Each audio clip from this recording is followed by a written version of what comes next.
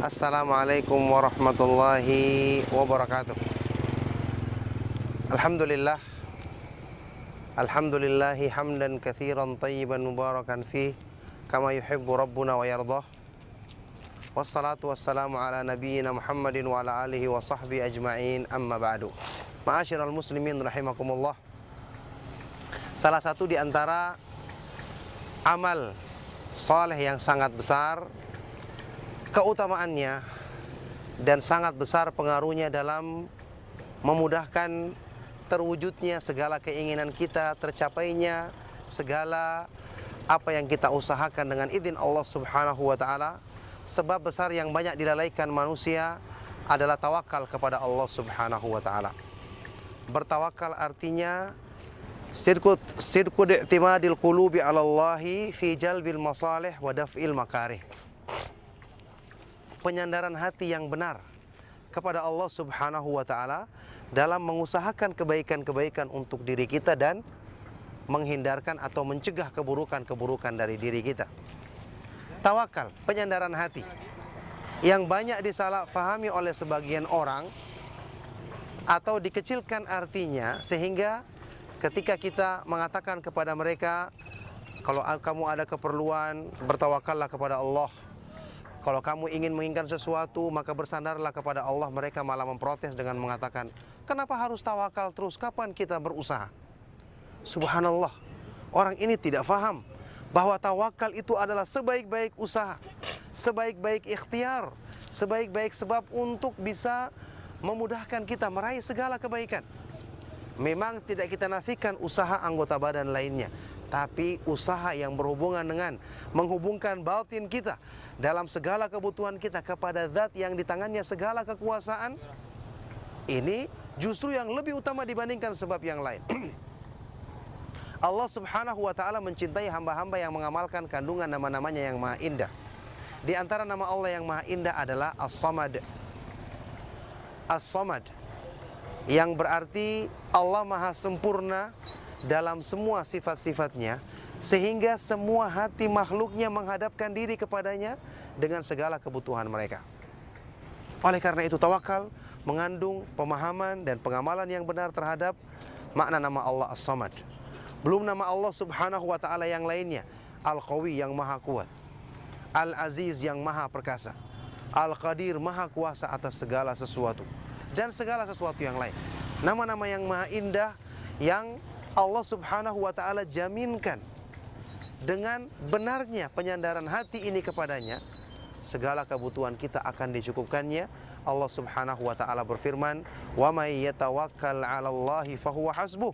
Barang siapa yang bertawakal kepada Allah Subhanahu wa ta'ala, maka Allah akan memudahkan kecukupan baginya. Allah langsung berikan balasan, yaitu dengan kecukupan dari segala urusannya. Tawakal yang benar. Coba kita perhatikan, ma'asyiral muslimin rahimakumullah. Kita mungkin pernah mendengar hadis Nabi SAW tentang keutamaan orang yang keluar rumah membaca doa yang di situ ada unsur menyempurnakan tawakal, penyandaran diri kepada Allah. Ketika keluar rumah membaca Bismillahi tawakkaltu 'alallahi wala haula wala quwwata illa billah.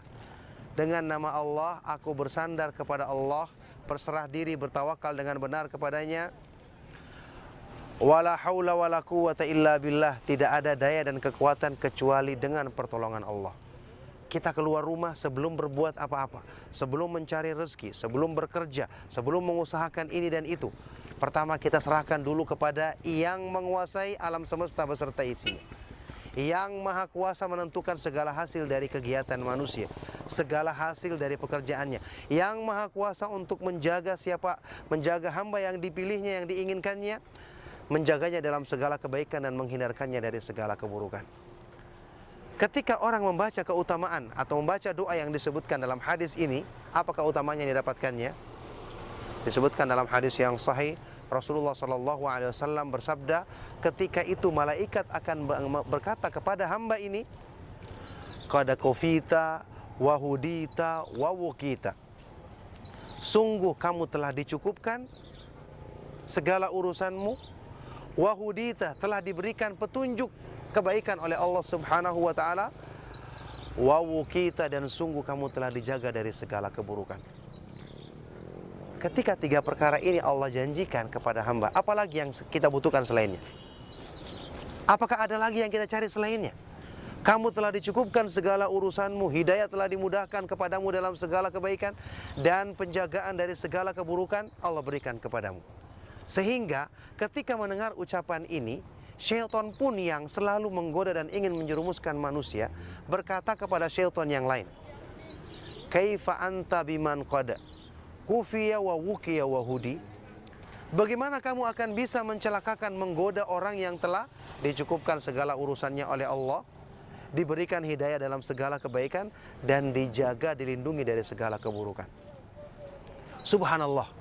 Orang yang bersandar dan bertawakal kepada Allah berarti dia mengakui kesempurnaan sifat-sifat Allah dan kelemahan dirinya sebagai seorang hamba. Makanya semakin dia merenungkan kesempurnaan sifatnya, semakin dia tunduk, semakin dia bergantung.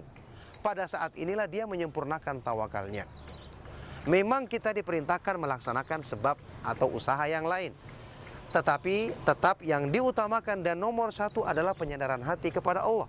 Usaha yang lain pun kita lakukan karena dalam rangka mengikuti perintah Allah, dalam rangka melaksanakan apa yang diperintahkan dalam syariatnya. Makanya kita hanya membatasi diri melakukan usaha-usaha yang halal, meninggalkan usaha-usaha yang tidak diridhoi dan tidak dibenarkan oleh Allah Subhanahu wa taala. Disinilah perlu kita kenali doa untuk bersandar kepada Allah, bertawakal, itu merupakan sebab yang terbesar. Yang seringnya manusia karena lemahnya imannya, sebab yang besar ini justru dijadikan nomor 3, nomor 4, nomor 5.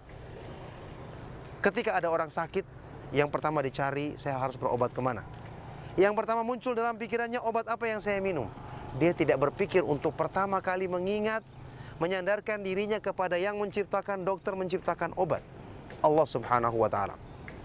Makanya pertolongan dari Allah kepada kebanyakan orang sedikit, kemudahan yang Allah berikan kepada mereka kurang, karena penyandaran hatinya juga kurang kepada Allah Subhanahu wa ta'ala.